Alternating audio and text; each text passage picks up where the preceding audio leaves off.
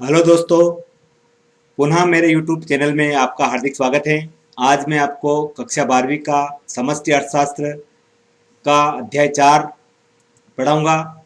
इसमें मैंने एक बहुत ही अहम प्रैक्टिकल किया है, क्योंकि किताब एक ऐसी है जिसकी शब्दावली हमें समझ में नहीं आती और पूरी किताब पढ़ने के बाद भी हम उसमें क्वेश्चन आंसर नहीं बना सकते हैं। तो मैंने यहाँ पर अलग अलग पॉइंट के आंसर क्वेश्चन बनाए हैं। आप उन्हें अपनी नोटबुक में नोट भी कर सकते हैं और आगामी होने वाली जो परीक्षा है आपकी, उसके लिए बहुत ही उपयोगी मैंने यह प्रयोग किया है। आप ध्यान से देखेंगे और अभी तक मेरे चैनल को आपने अगर सब्सक्राइब नहीं किया है तो प्लीज़ जल्दी सब्सक्राइब कर लें और वीडियो को अंत तक देखें और अच्छा लगे तो अपने दोस्तों को भी है। आय और रोजगार के परंपरावादी सिद्धांत की विशेषता। तो मैंने यहाँ पर अलग अलग पॉइंट बनाए हैं। मतलब परंपरावादी मतलब जो पुराने समय में चलती थी उनकी बात होती है यहाँ पर। पहला है मांग एवं पूर्ति में स्वतः संतुलन। प्रोफेसर जेबी से का विस्तार था कि यदि अर्थशास्त्र में अनावश्यक सरकारी या अर्ध सरकारी हस्तक्षेप न हो तो मांग व पूर्ति का स्वतः संतुलन हो जाता है। बेरोजगारी की कल्पना निराधार है। इसमें अर्थशास्त्र बेरोजगारी की समस्या से भयभीत नहीं थे, चूंकि अति उत्पादन असंभव है, अतः सामान्य बेरोजगारी भी असंभव होगी। हस्तक्षेप रहित अर्थशास्त्र आर्थिक समाज। परंपरावादी अर्थशास्त्रियों के अनुसार अर्थव्यवस्था में एक ऐसी लोच होती है जो बाह्य हस्तक्षेप को किसी दशा में स्वीकार नहीं करती है। यदि अर्थव्यवस्था में सरकारी या अर्ध सरकारी हस्तक्षेप किया जा गया तो अवश्य बेरोजगारी उत्पन्न होगी। अब रोजगार दिलाने वाली लागत का स्वतः प्रकट होना। परंपरावादी अर्थशास्त्र की धारणा है कि जब बेकार पड़े साधनों को काम पर लगाया जाता है तब इनमें वस्तुओं का उत्पादन बढ़ जाता है। नए संसाधनों को, विशेषकर श्रमिक को आय प्राप्त होती है और नए नए साधनों को रोजगार प्राप्त होती है। सॉरी, इस प्रक्रिया में रोजगार तथा आय स्तर में प्रकार से हम देखेंगे कि इसमें किन्स के अनुसार बेरोजगारी क्यों होती है।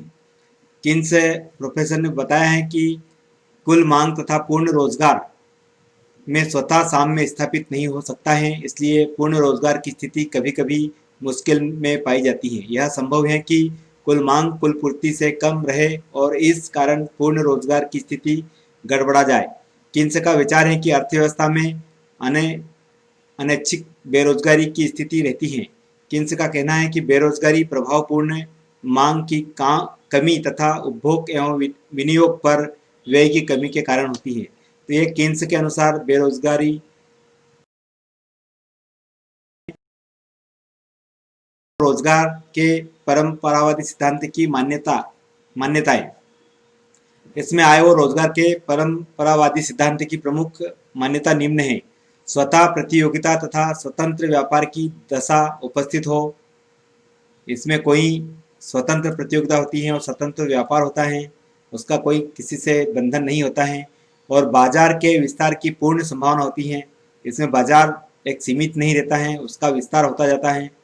इसके बाद सरकारी और गैर सरकारी हस्तक्षेप को समाप्त कर दिया गया है तथा संरक्षण नहीं दिया जाता है। इसमें कोई सरकारी और गैर सरकारी कोई भी इसमें हस्तक्षेप नहीं करते हैं। बंद अर्थव्यवस्था का होना, मुद्रा का ना होना, समाज द्वारा अर्जित संपूर्ण आय को उपभोग में व्यय कर देना, ये आय और रोजगार के परंपरागत सिद्धांत की। समग्र मांग के कोई 4 घटक बताइए। यहाँ पर समग्र मांग के 4 घटक हमने बताने की कोशिश की है। तो समग्र मांग क्या है, सबसे पहले हम ये जान लेते हैं। समग्र मांग से तात्पर्य एक अर्थव्यवस्था में एक वर्ष में वस्तुओं एवं सेवाओं की मांग गई कुल मात्रा से है। अर्थात समग्र मांग से तात्पर्य उस राशि से होता है जो उत्पादक रोजगार के निश्चित स्तर पर उत्पादित वस्तुओं की बिक्री से प्राप्त होने की आशा करते हैं। घटक समग्र मांग के घटक निम्नलिखित हैं।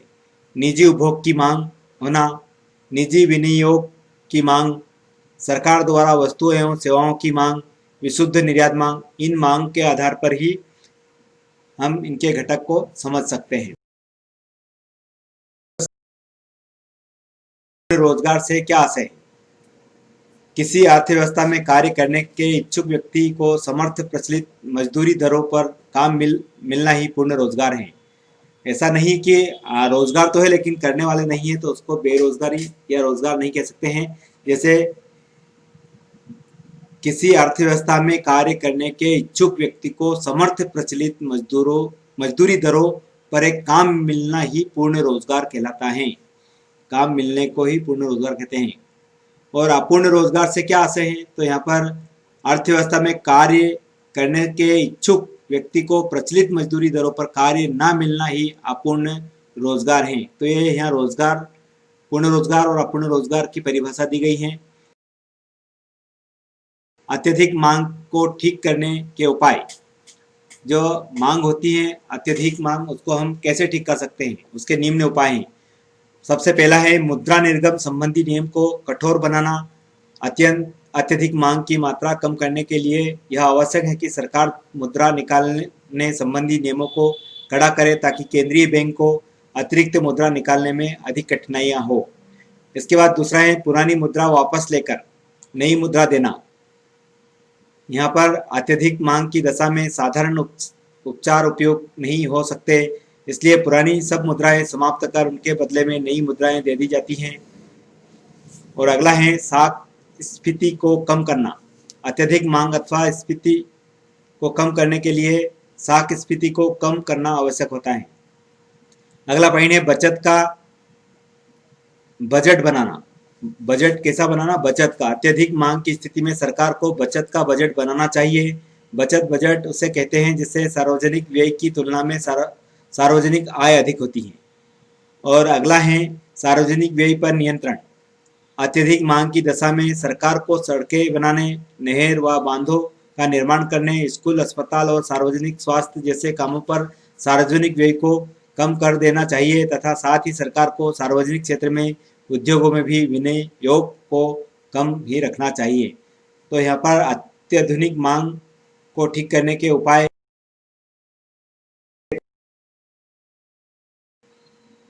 प्रेरित निवेश तथा स्वतंत्र निवेश में अंतर स्पष्ट कीजिए। प्रेरित का मतलब होता है कि किसी के द्वारा बताया हुआ निवेश, और स्वतंत्र निवेश अब हम देखेंगे इन दोनों में क्या अंतर है। तो यह आय पर निर्भर होता है। प्रेरित निवेश आय में लोच होता है। यह सामान्यतः निजी क्षेत्र के द्वारा किया जाता है। प्रेरित निवेश वक्र बनाए से दाएं से ऊपर की ओर जाता है, जबकि स्वतंत्र निवेश में इसका आय से संबंध नहीं होता है, अर्थात स्वतंत्र होता है। यह आय लोच नहीं होता है। यह सामान्यतः सरकार द्वारा किया जाता है। स्वतंत्र निवेश वक्र OX वक्र के समांतर ही बनता है। OX से होता है उसके समांतर बनता है। यह ऊपर और दाएं बाएं नहीं जाता है। यहाँ पर आपको समग्र मांग तथा समग्र पूर्ति में क्या अंतर है। समग्र मांग सबसे पहले बताऊंगा मैं। समग्र पूर्ति से अभिप्राय एक लेखा वर्ष के दौरान देश में उत्पादित समस्त वस्तुओं पर किए जाने वाले व्यय का योग है। समग्र मांग का मापन वस्तुओं और सेवाओं पर समुदाय द्वारा कुल व्यय पर किया जाता है। इनमें निम्नलिखित दर शामिल होती हैं। परिवार द्वारा उपभोग पर नियोजन व्यय, फर्म के निवेश व्यय और सरकार का नियोजन व्यय। अब हम समग्र पूर्ति की बात करते हैं। तो समग्र पूर्ति से अभिप्राय है कि अर्थव्यवस्था में दिए हुए समय में खरीदने के लिए उपलब्ध उत्पादन से है। समग्र पूर्ति वस्तुओं और सेवाओं के कुल उत्पादन को भी कहते हैं।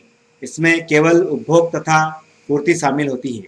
तो हमने ये देखा कि समग्र मांग और समग्र पूर्ति में अंतर है। तो इससे आप स्पष्ट होगा। इन्हें समय समय पर आप नोट करते रहें।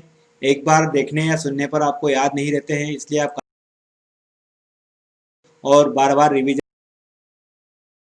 गुणांक की धारणा को समझाइए। अब गुणांक एक अलग चीज होती है, तो उसको समझने के लिए यहाँ पर थोड़ा कैलकुलेशन भी देखना पड़ेगा। सबसे पहले उसके सिद्धांत को बताता हूँ। गुणांक के सिद्धांत किन्स के रोजगार सिद्धांत का एक महत्वपूर्ण अंग गुणांक है, लेकिन किन्स का गुणांक विनियोग गुणांक है और गुणक विनियोग की प्रारंभिक वृद्धि तथा आय की कुल अंतिम वृद्धि के बीच अनुपातिक संबंध को बताता है। किन्स का विचार है कि जब किसी देश की अर्थव्यवस्था में विनियोग की मात्रा में वृद्धि की जाती है तो उस देश की आय में केवल विनियोग की मात्रा की तुलना में जितने गुना वृद्धि होती है उसे ही किन्स के गुणक कहा जाता है। वृद्धि को कहते हैं, मतलब यहाँ लिखना है जितना गुना वृद्धि होती है उसे ही गुणक कहते हैं। गुणक का एक सूत्र दिया है, आय में परिवर्तन अपान विनियोग में परिवर्तन, इन दोनों को भाग देने पर जो प्राप्त होता है वो गुणक कहलाता है। यहाँ पर गुणक का मूल्य बताया है कि 1/1 सीमांत उपभोग प्रवृत्ति या फिर के बराबर 1/1 MPC, ये गुणक का। यहाँ पर के यदि गुणक का मूल्य दिया है तो विनियोग में वृद्धि किए जाने से आय में कितनी वृद्धि होगी यह सरलता पूर्वक निकाली जा सकती है इस सूत्र के माध्यम से। तो आप समझ गए होंगे गुणक की अवधारणा की धारणा को क्या होती है, का महत्व बताइए। तो सबसे पहले मैं बताना चाहूंगा कि रोजगार का निर्धारण किन्स के अनुसार रोजगार की मात्रा प्रभावपूर्ण मांग पर निर्भर करती है और कुल मांग कुल आय के बराबर होती है। अतः रोजगार की मात्रा एक और उत्पादन की मात्रा को निर्धारण करती है तथा दूसरी ओर उत्पन्न होने वाली आय को भी निर्धारित करती है। आय की प्राप्ति, इसमें बहुत महत्वपूर्ण बिंदु है ये।